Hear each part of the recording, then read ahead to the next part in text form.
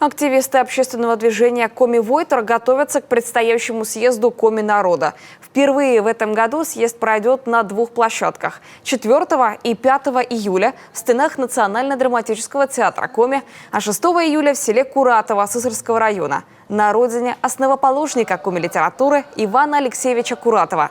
В этом году республика отметит его юбилей – 185 лет со дня рождения.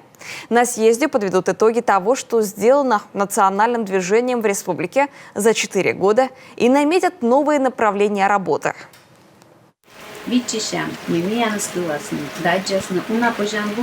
Мы ждем, что нас услышат и найдут решения для наших проблем, чтобы облегчить жизнь жителей северных регионов. Мы совсем недавно закончили сажать картофель, а людей уже волнует, успеют ли они заготовить сено и поспеют ли овощи. Холодный климат, маленькие зарплаты, маленькая пенсия и поздний выход на пенсию – все это волнует жителей северных регионов.